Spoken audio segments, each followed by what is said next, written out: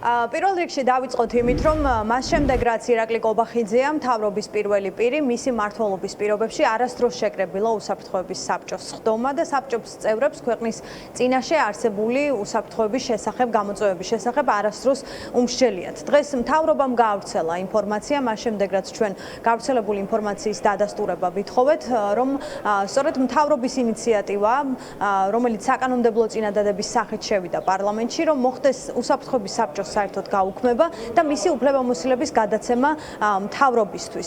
ბუნებრივია ეს აჩენს კითხვას, თუ კი გავითვალისწინებთ მთელს ისტორიას, თუ როგორ ვითარდებოდა, რა დამოკიდებულება ჰქონდა ქართულ ოცნებას ამ საბჭოს მიმართ, როცა წლების წინ უშიშროების საბჭო გააუქმა და შემდგომ როცა მისი საჭიროება კვლავ დაინახა, კვლავ შექმნა ოღონდ უსაფრთხოების საბჭო და ახლა ბუნებრივია საინტერესოა, რატომ ჩათვალეს მათ საჭიროდ, რომ საერთოდ არ არსებობდეს ასეთი საბჭო, სადაც ხდება უწყებებს შორის კოორდინაცია და შესაბამისი პოლიტიკის დაგეგმვა იმისთვის, რომ უსაფრთხოების საკითხებზე იყოს შესაბამისი პოლიტიკა ქართულ ოცნებაში. ბუნებრივია კითხვები ჩვენ ჯერ დავსვით დეპუტატებთან, თუმცა შეიძლება ითქვას, რომ კონკრეტული და მკაფიო განმარტება ჩვენ ქართული ოცნების დეპუტატების მხრიდან ვერ მოვისმინეთ. ისინი გვეუბნებიან, რომ როცა მოხდება ამის განხილვა პარლამენტში, შემდგომ უფრო მეტად მკაფიო იქნება მათთვისაც, თუ რატომ ითხოვს მთავრობა უსაფრთხოების საბჭოს გაუქმებას, თუმცა მათ მიერ წინასწარ გაკეთებულ კომენტარებში ჩანს, რომ საწინააღმდეგო ბუნებრივია ქართული ოცნების საპარლამენტო შემადგენლობას არ აქვს. ეს სავარაუდოდ უკვე გარკვეულია, რომ პარლამენტმა ეს კანონი უნდა მიიღოს და მაგალითად ასე განმარტავენ, რომ ნებისმიერი საბჭოს გაუქმება და შექმნა შესაძლებელი, თუ კი ის არ არის კონსტიტუციური და ასეთია სწორედ უსაფრთხოების საბჭო, რომელსაც მომავალი კვირიდან სავარაუდოდ საბოლოოდ გააუქმებენ.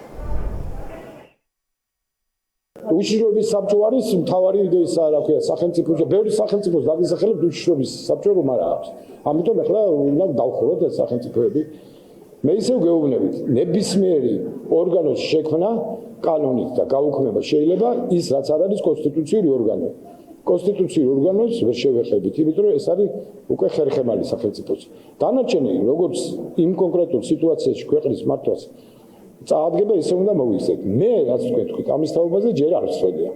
თუ გავიგონებ ასეთ რაღაცას, აუცილებლად კითხავ არგუმენტებს. თუ მომეწონება მხარს დაუჭერე ამ არგუმენტებს, თუ არ მომეწონება, ვერავინ ვერ დამასწრებს თქვენთან ამის თაობაზე ინტერვიუს მოწებას.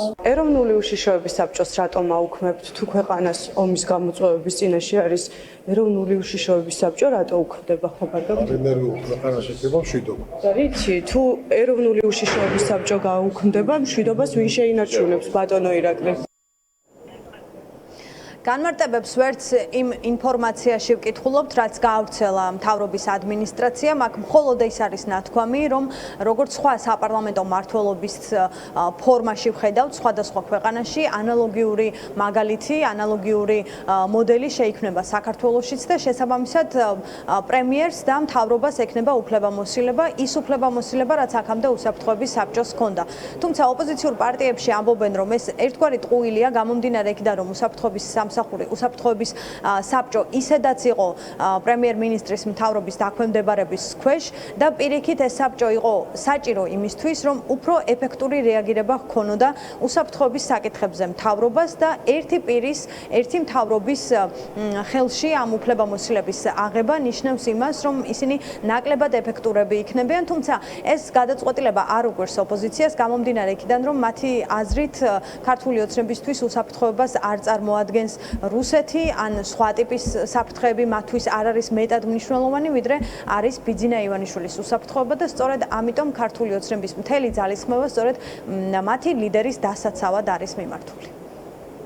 როცა ხდება ამის გაუქმება, ეს ნიშნავს, რომ ამბობ უარს კოლეგიურად უზრუნველყოფილ უსაფრთხოებაზე, სადაც ერთ პირზე კი არ არის ჩამოკიდებული ქვეყნის უსაფრთხოება, არამედ სხვადასხვა უწყებების მონაწილეობაზე და ფაქტობრივად ამას გვერდზე წევ. ეს ჩემი აზრით ხდება რატომ? და ამას პირდაპირ დავარქვა თავის სახელით. თავარი საფრთხე უსაფრთხოების დოკუმენტში ყოველთვის საქართველოში იყო რუსეთი. კობახიძეს უნდა ამის გაქრობა და ამოღება. აი ეს არის რეალობა, რატომაც ხდება, ეს არის პირდაპირ რუსული ინტერესების და დავალების შესრულება. ის რომ მთავრობაში ვერ მოხერხდა კოორდინაცია და მათ შორის პოლიტიკის დაგეგმვა, ეს აღიარება იყო 2019 წლის აპრილს, როდესაც ხელახლა შექმნეს უსაფრთხოების საბჭო, უსაფრთხოების საბჭო იყო ისედაც პრემიერის დაქვემდებარებაში არსებული ინსტიტუტი, რომელსაც პრემიერი ხელმძღვანელობდა, თავმჯდომარე პრემიერი გახლდათ და პრემიერის გადაწყვეტილებით ხდებოდა მისი მოწვევა, რაც ირაკლი კობახიძე დაინიშნა ჯერ კიდევ წინ მოწვევის პარლამენტში პრემიერა და მას არ მოუწევია ეს საბჭო არც ერთხელ ორგანულად ვერ იტანს როგორც ესეთი ამ უსაფრთხოების საკითხებს, იმიტომ რომ იცის რომ უსაფრთხოების საკითხები არა ინსტიტუტებში წოდება, არამედ ცალკე სუსის და შესუსის მეშვეობით საკუთარ ხალხის ძალადობით და არა ქვეყნის დაცვით საფრთხეები. მათ არაფრად აინტერესებს ქვეყნის უსაფრთხოება, მათთვის თავარი არის პირადი ინტერესები და რუსული ინტერესების გადარება ქვეყანაში. აუცილებელია ბუნებრივია საფრთხეებზე მსჯელობა, უსაფრთხოების დღის წესრიგი ნომერ პირველი უნდა იყოს, მით უმეტეს ისეთი ქვეყნისთვის, როგორც ჩვენა ვართ, რომლის ქვეყნის 20% ოკუპირებულია. დღეებიდანვე ასე ვთქვათ, კონსტიტუცია როცა იქნა მიღებული, დაარსდა ამგვარი სტრუქტურა, რაც აუცილებელია იმისთვის, რომ შეძლოს სახელმწიფომ მოახდინოს კოორდინაცია იმ სტრუქტურებისა, რომელსაც ეხება ქვეყნის თავდაცვა, საგანგებო სიტუაციების მართვა, სამოქალაქო თავდაცვა და კატასტროფების მართვა. ეს არის ცივილიზებული გზა, მაგრამ ამ მოღალატეთა რეჟიმის ამოცანა არ არის დამოუკიდებელი ევროპული სტანდარტის ქართული სახელმწიფოს მშენებლობა.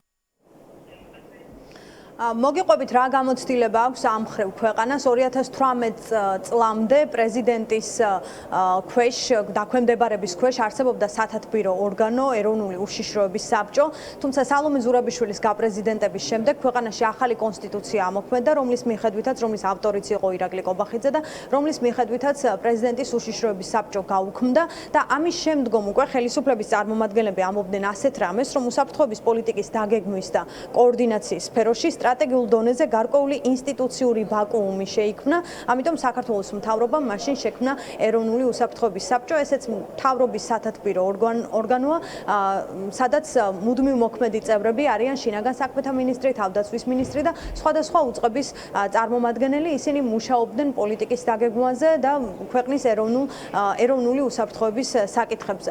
დღეს კი მთავრობამ გადაწყვიტა, რომ ეს საბჭო საერთოდ გააუქმოს, მისი უფლებამოსილება შეიძინოს თავად ირაკლი კობახიძის მთავრობამ, თუმცა რამდენად შედეგიანი შეიძლება ეს აღმოჩნდეს, ან ის ინსტიტუციური ვაკუუმი, რაც იქამდე დაინახეს, ახლა რითი ამოავსებს, ეს არსებობს ჯერჯერობით მხოლოდ კითხვად და პასუხები ალბათ მაშინ გაეცემა, როცა უშუალოდ ამ კანონპროექტის განხილვა დაიწყება პარლამენტში.